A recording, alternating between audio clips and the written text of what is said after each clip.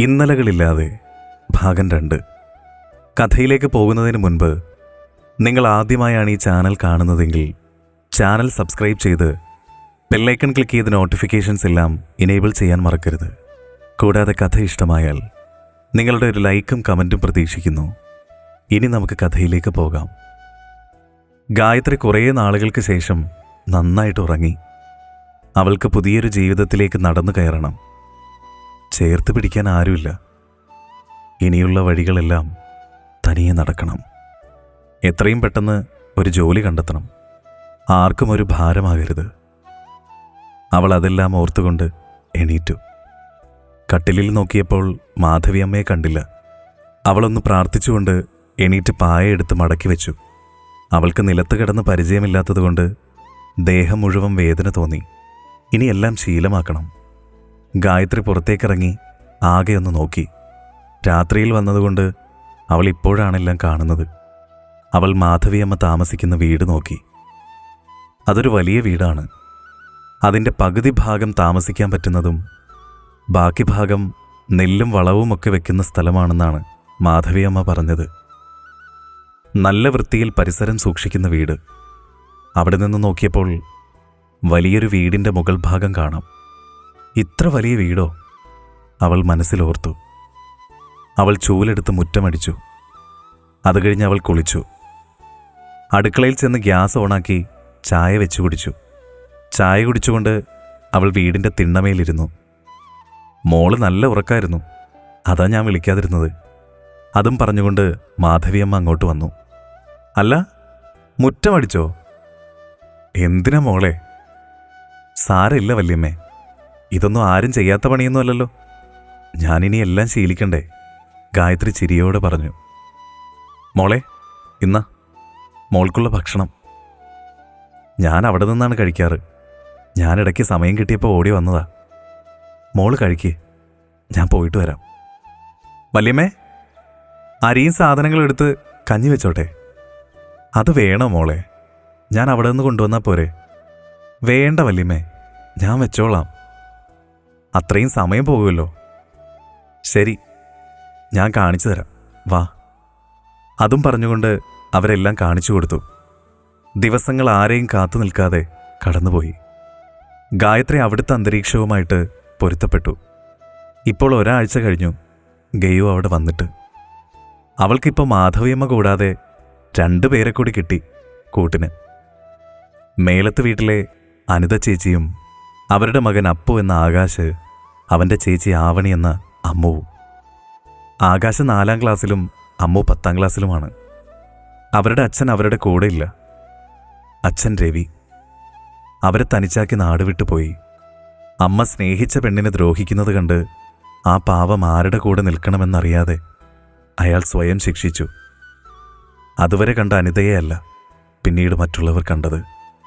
അവിടെ നിന്നും അവൾ ജീവിക്കാൻ തുടങ്ങി. ആദ്യം തന്നെ മേലത്ത് തറവാട്ടിൽ നിന്നിറങ്ങി.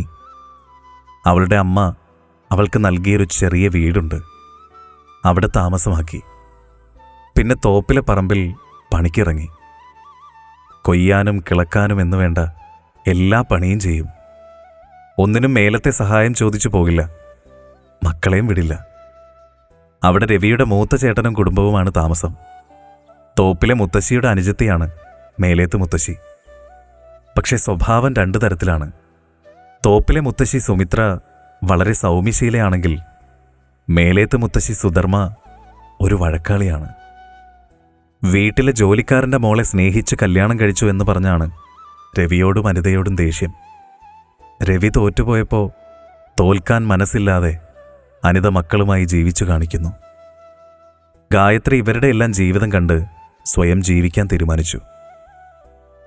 ഗായത്രി, ഗായത്രി! അനിത വിളിച്ചുകൊണ്ട് അകത്തേക്ക് കയറി നോക്കി. അപ്പോഴാണ് വളഞ്ഞുകൂടി കിടക്കുന്ന ഗായത്രിയെ കണ്ടത്. ഗയു, എന്തു പറ്റി? അനിത ആദിയോട് ചോദിച്ചു. ചേച്ചി, ഒന്നുമില്ല, വയറുവേദനയാ. എല്ലാ മാസവും ഇങ്ങനെയാ. ഗായത്രി പതിയെ കട്ടിലിൽ നിന്ന് എഴുന്നേറ്റിരുന്നു. എന്നിട്ട് നീ ഉലുവ തിളപ്പിച്ച് കുടിച്ചോ? ആ, കുടിച്ചു. വല്യമ്മ പോകുന്നതിന് മുൻപ് തിളപ്പിച്ച് തന്നായിരുന്നു. അത് കുടിച്ചു. ശരി, എന്നാ നീ കിടന്നോ. ഞാൻ നിന്നെ കാണാതായപ്പോൾ കയറി നോക്കിയതാ. ഇവിടെ ഉണ്ടെങ്കിൽ നീ പുറത്ത് തന്നെ ഉണ്ടാവുമല്ലോ, അതുകൊണ്ട് നോക്കിയതാ. അനുചേച്ചി, എനിക്കൊരു കാര്യം പറയാനുണ്ട്. എന്താ? അനിത അവളുടെ അരികിൽ കസേരയിൽ ഇരുന്നു കൊണ്ട് ചോദിച്ചു. അത് പിന്നെ എനിക്കൊരു ജോലി വേണമായിരുന്നു. ചേച്ചിക്ക് പരിചയത്തിലുള്ള എവിടെയെങ്കിലും മതി. ഞാനൊന്ന് നോക്കട്ടെ.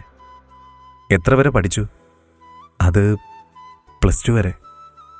പിന്നെ പഠിക്കാൻ സാഹചര്യം അനുവദിച്ചില്ല. ഗായത്രി അനിതയെ നോക്കാതെ കള്ളം പറഞ്ഞു. നമുക്ക് നോക്കാന്നേ. വല്ല കടയിലാണെങ്കിലും കുഴപ്പമില്ല, സെയിൽസ് ഗേളായിട്ട്. അത് മതിയോ? എന്നാ പിന്നെ നീ ഉറപ്പിച്ചോ. തോപ്പിലെ ഷോപ്പിൽ നിനക്ക് ജോലി റെഡിയാ. സേതു ചെന്നൈക്ക് പോയേക്കുവാ. അവൻ വരട്ടെ, ഞാൻ പറയാം. അനിത ചിരിയോടെ പറഞ്ഞു. അതെവിടെയാ? അത് ടൗണിലാ, തോപ്പിൽ ടെക്സ്റ്റൈൽസ്. വലിയ ഷോപ്പാണ്. നാളെ കഴിഞ്ഞിട്ടൊരു ദിവസം പോവാം. പറ്റിയ ശനിയാഴ്ച തന്നെ പോവാം. ആ ശരി ചേച്ചി. ഞാൻ എങ്ങനെയാ ചേച്ചിയോട് നന്ദി പറയേണ്ടത്? ഗായത്രി അനിതയുടെ കൈ പിടിച്ചുകൊണ്ട് പറഞ്ഞു. നന്ദിയൊന്നും വേണ്ട വെച്ചേ, നീ എന്നും ചിരിച്ചു കണ്ടാൽ മതി. അവൾ ഗായത്രിയുടെ കവിളിൽ തലോടി. അല്ല, നീ എന്താ എന്നും ഈ വേഷത്തിൽ തന്നെ? നിനക്കിടാൻ വേറൊന്നുമില്ലേ? മുണ്ടും നേരിയത് കൊടുക്കേണ്ട പ്രായം ആയിട്ടില്ല കുട്ടി നിനക്ക്. അത് പിന്നെ വേറൊന്നും കൊണ്ടുവന്നിട്ടില്ല. നല്ലതെന്ന് പറയാൻ ഇതൊക്കെ ഉണ്ടായിരുന്നുള്ളൂ. അതൊന്നും സാരമില്ല, നമുക്ക് നാളെ കഴിഞ്ഞ് പോകുമ്പോൾ വാങ്ങിക്കാമല്ലോ. അനിത അവളെ ആശ്വസിപ്പിച്ചുകൊണ്ട് പറഞ്ഞു. 2 ദിവസം കഴിഞ്ഞ് ഗായത്രി ഉഷാറായി. മോളെ, ക്ഷീണമെല്ലാം മാറിയോ? മാധവി അമ്മ അവളുടെ തലയിൽ തഴുകിക്കൊണ്ട് ചോദിച്ചു. ആ, മാറി. അതെല്ലാ മാസവും ഇങ്ങനെയാ. അവിടെയാണെങ്കിൽ ഞാൻ 2 ദിവസത്തേക്ക് എഴുന്നേക്കത്തേയില്ല. താങ്ങാൻ ആളുള്ളത് കൊണ്ട് എന്നും തളർച്ചയായിരുന്നു. ഇപ്പോൾ ഒന്ന് നോക്കിക്കേ. ഗായത്രി ചിരിച്ചുകൊണ്ട് അവരെ നോക്കി.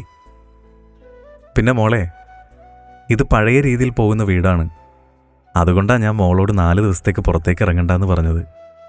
വിഷമം തോന്നണ്ട കേട്ടോ. അവരെല്ലാവരും പഴയ ആൾക്കാരല്ലേ. ആ വീടിൻ്റെ ഭാഗമല്ലേ ഇതും. അതുകൊണ്ടാണ് ഞാൻ. അതൊന്നും കുഴപ്പമില്ല വല്യമ്മേ. വീട്ടിലെ അച്ചാമ്മയും ഇങ്ങനെയാ. അതെല്ലാം എനിക്ക് ശീലമാ. നിനക്കൊന്നും കുഴപ്പമില്ലെന്ന് പറയാനേ അറിയൂ. ഇത്ര പാവമായിട്ടുള്ള നിനക്ക് ഇങ്ങനെയെല്ലാം വന്നല്ലോ മോളെ. അതുകൊണ്ടെന്താ, എനിക്ക് ഇത്രയും സ്നേഹമുള്ള വല്യമ്മയെ കിട്ടിയില്ലേ? അത് പറഞ്ഞുകൊണ്ട് അവൾ അവരെ കെട്ടിപ്പിടിച്ചു. അമ്മു നിൽക്ക്, എനിക്ക് വയ്യ ഇങ്ങനെ ഓടാൻ. ഈ പെണ്ണ്. ഗായത്രി അമ്മുവിൻ്റെ പിന്നാലെ ഓടി. എൻ്റെ ഗേച്ചി, ഇത്ര കപ്പാസിറ്റി ഉള്ളൂ?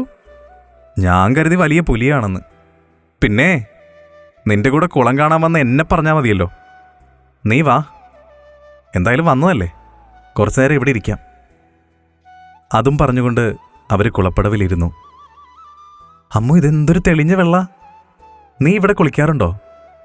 ഉവ്വ്, ചിലപ്പോഴൊക്കെ. അമ്മയുടെ കൂടെ ഇവിടെ കുളിക്കാൻ വരുമ്പോൾ മാത്രം. സേതുവേട്ടൻ ദൂരെ യാത്ര പോകുമ്പോൾ അമ്മയും ഞാനുമാ ഇവിടുത്തെ മുത്തശ്ശിക്ക് കൂട്ടുകിടക്കാറ്. അപ്പോഴെല്ലാം ഇവിടെയാ കുളിക്കാറ്. ഇതിന് നല്ല ആഴമുണ്ടോ അമ്മു? ഇല്ല ചേച്ചി, അത്ര ആഴമൊന്നുമില്ല. ചേച്ചിക്ക് കുളിക്കണോ? അയ്യോ വേണ്ട. പക്ഷെ എനിക്കൊരു ദിവസം കുളിക്കണമെന്നുണ്ട്. ഇവിടെ ഡ്രസ്സ് മാറാൻ വേണ്ടിയിട്ട് മറപ്പുരയൊന്നുമില്ലല്ലോ. പിന്നെങ്ങനെയാ? അതോ, ഇവിടെ പുറമേ നിന്ന് ആരും വരില്ല. പിന്നെ വാതിൽ ക്ലോസ് ചെയ്താൽ ആർക്കും ഇവിടെ കുളിക്കുന്നത് കാണാൻ പറ്റില്ല. പിന്നെ അവിടെ തറവാടിൻ്റെ മുകളിൽ നിന്നാൽ കുളം നന്നായിട്ട് കാണാൻ പറ്റും. തുടരും. വീഡിയോ ഇഷ്ടമായെങ്കിൽ ലൈക്ക് ചെയ്യാനും ഷെയർ ചെയ്യാനും സബ്സ്ക്രൈബ് ചെയ്യാനും മറക്കരുത്.